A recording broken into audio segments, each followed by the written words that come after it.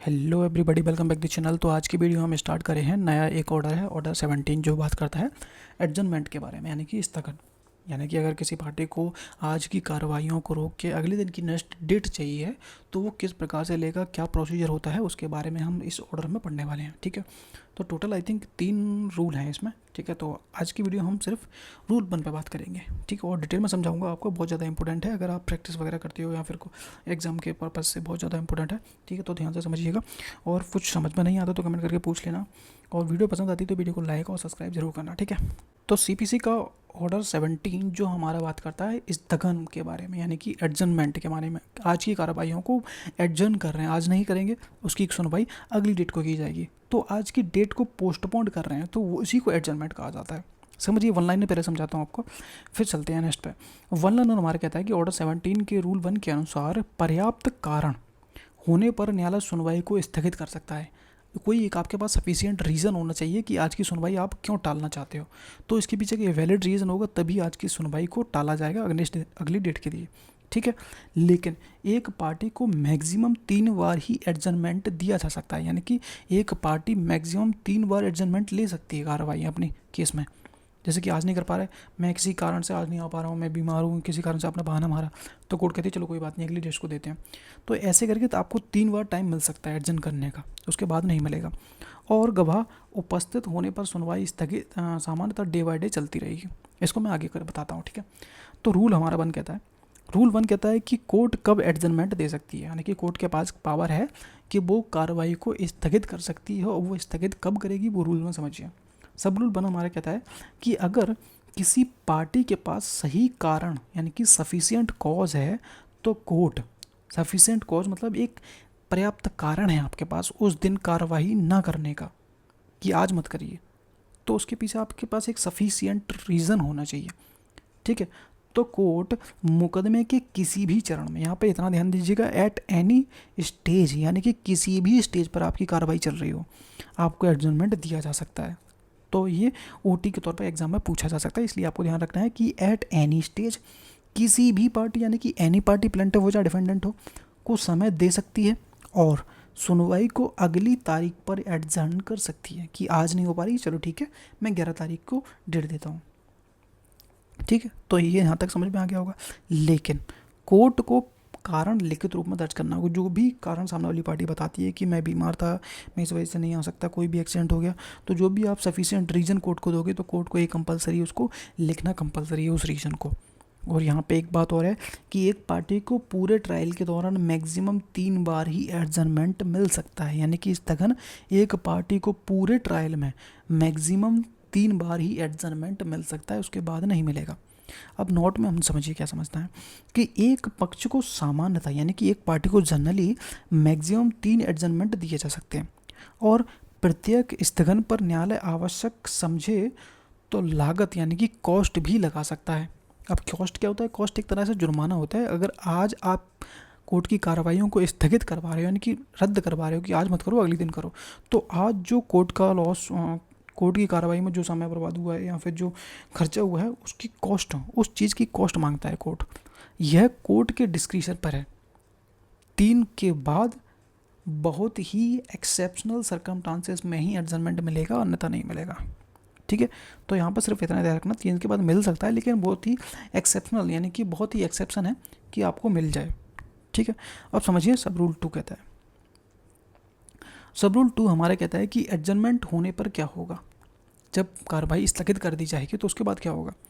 जब कोर्ट तारीख देती है तो अगली सुनवाई की तारीख देती है, यानी कि आज अगर मान लीजिए 5 तारीख है तो आज तारीख एडजर्न कर रही है, तो नेक्स्ट डे मान लीजिए 11 तारीख दे दी। ठीक है, तो अगली सुनवाई की डेट भी आपको उसी टाइम मिल जाएगी जब एडजर्न कर देंगे तो। और उस एडजर्नमेंट की वजह से जो खर्चा होगा, कि आज की कार्रवाई स्थगित हो रही है तो उस वजह से जो कोर्ट में खर्चा हुआ है, या फिर जो पार्टी सामने वाली आई है और कोर्ट में जो खर्चा हुआ है, तो उसका कॉस्ट लगाने का ऑर्डर भी कोर्ट दे सकती है, जैसे कि 1000 रुपये, 5000 रुपये, 2000 रुपये, जो भी कोर्ट को ठीक लगता है। अब यहाँ पर नोट में आपको याद रखना है कि कॉस्ट लगाना या ना लगाना कोर्ट का डिस्क्रिशन पावर है, कोर्ट की मर्जी है, पर कोर्ट को कॉस्ट के बारे में फैसला करना मैंडेटरी है। यानी कि कोर्ट को ये फैसला करना होगा कि मैं कॉस्ट लगा रहा हूँ या फिर कॉस्ट नहीं लगा रहा हूँ, यानी कि फैसला करना मैंडेटरी है। ठीक है, अगर कॉस्ट लगाना है नहीं लगाना, ये कोर्ट के पास डिस्क्रिशन है। लेकिन अमाउंट जीरो भी हो सकता है। ठीक है, कोर्ट की कॉस्ट की अमाउंट, कोर्ट का डिस्क्रिशन, यहाँ भी कॉस्ट कितना लेना है वे ये खुद तय करेगा या ना लेना है, ये भी कोर्ट के पास पावर है कि वो खुद ही डिसाइड करेगा इस बारे में। अब यहाँ पे आपको प्रोवाइजो देखना है, यानी कि महत्वपूर्ण शर्तें हैं कुछ इस एडजमेंट से रिलेटेड, वो भी समझ लीजिए, बहुत ज़्यादा जरूरी है, ध्यान से पढ़िएगा। कि प्रोवाइजो कहता है फर्स्ट हमारा ए, विटनेस उपस्थित, यानी कि गवाह कोर्ट में हाजिर है। अब उस टाइम पे एडजमेंट मिलेगा नहीं मिलेगा उसको देखिए, कि अगर गवाह कोर्ट में हाजिर है, यदि बाद की सुनवाई स्टार्ट हो गई है और यदि गवाह कोर्ट में आ चुके हैं तो सुनवाई डे व डे चलेगी। यहाँ पे एडजमेंट नहीं मिलेगा जब तक कि सभी गवाहों के बयान पूरे नहीं हो जाते। जब तक कि सभी गवाहों के बयान पूरे नहीं आते तब तक आपको एडजमेंट नहीं दिया जाएगा, कोई भी स्थगन नहीं मिलेगा। तारीख तभी दी जाएगी, यहाँ पे तारीख मिल सकती है, एडजन हो सकता है। कब? तारीख तभी दी जाएगी जब एक्सेप्शनल रीज़न न्यायालय को लगते हैं। अब यहाँ पे एक्सेप्शन है कि वो क्या रीज़न होगा, कोर्ट वो देख के अपने हिसाब से देखेगी। जैसे बीमार, गंभीर आपात इमरजेंसी आ गई है, कोई अब प्राकृतिक आपदा आ गई है, तो ये सब कोर्ट के ऊपर डिपेंड है भाई, वो देखेगा उसके हिसाब से देगा। अब भी समझिए, पार्टी की रिक्वेस्ट पर एडजमेंट, पार्टी की रिक्वेस्ट पर तारीख तभी मिलेगी जब परिस्थितियाँ उसके नियंत्रण से बाहर होंगी। जैसे बीमार, दुर्घटना होना उसके हाथ में नहीं है, तो उस केसेस में ही पार्टी के कहने पर कोर्ट कार्रवाई को एडजर्न करेगी, अन्यथा नहीं करेगी। तो यहाँ पर सीधा सीधा याद रखना है कि जो रीज़न आप कोर्ट को बता रहे हो वो रीज़न ऐसा होना चाहिए वो आपके कंट्रोल में है ही नहीं।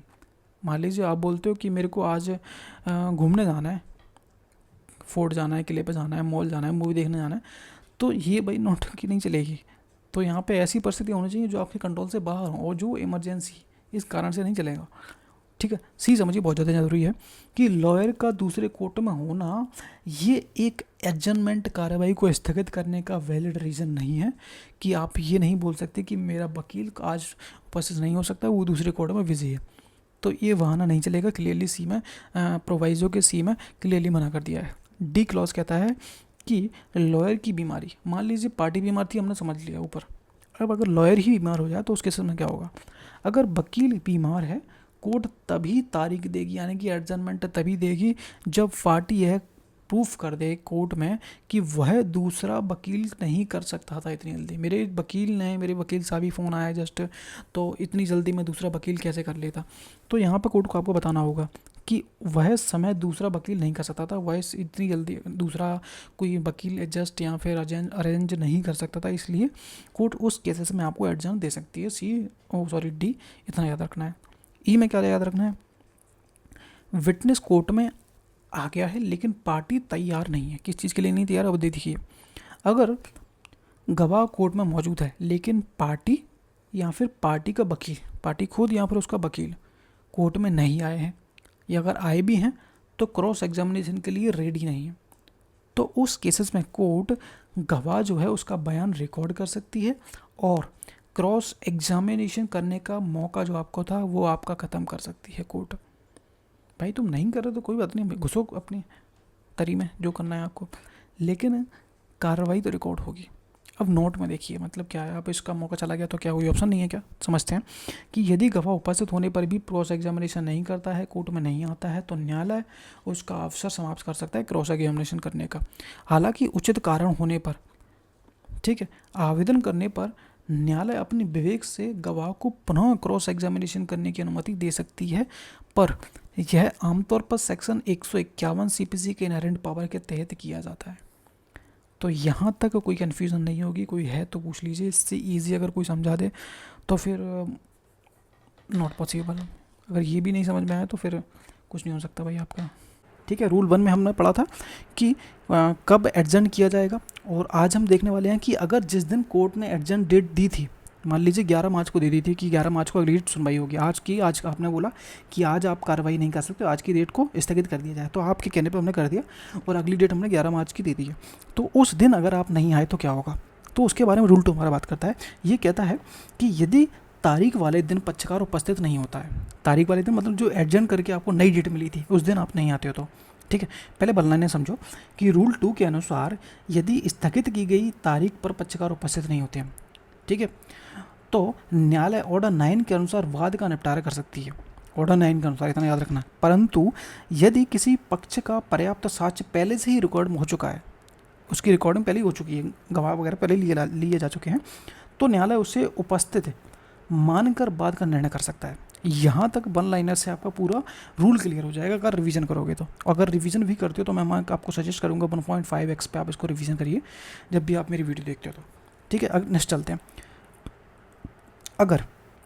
अगर मुकदमे की सुनवाई किसी तारीख तक एडजर्न स्थगित कर दी गई थी, मान लीजिए 5 तारीख दी थी 5 मार्च को आपने बोला कि आज की तारीख को स्थगित कर दी जाए, मैं आज अपने गवाह या फिर आज कार्रवाई नहीं कर सकता, मेरे को अगली डेट दे दो, तो कोर्ट ने आपको 11 मार्च दे दी थी। ठीक है, तो स्थगित कर दी गई थी और उस दिन कोई पार्टी या फिर दोनों पार्टी कोर्ट में उपस्थित नहीं होती, यानी कि जो नई डेट दी थी उस दिन ना तो प्लेंटिफ आता है ना डिफेंडेंट आता है, दोनों में से कोई भी उपस्थित नहीं होता, तो कोर्ट क्या करेगा?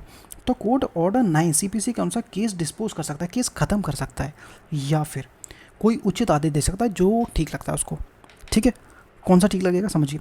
ऑर्डर 9 के अनुसार कोर्ट क्या कर सकती है? स्थिति के अनुसार कोर्ट प्लेंटिफ एब्सेंट है, मतलब कि जो वादी है वो खुद नहीं आया है, डिफेंडेंट आया है लेकिन वादी नहीं आया है, तो उस केसेस में जो वादी का जो सूट होगा वो कोर्ट क्या है? डिसमिस कर देगा ऑर्डर 9 रूल 8 के अनुसार। ठीक है, अब मान लीजिए प्लेंटिफ आया है, वादी आया है लेकिन प्रतिवादी नहीं आया है।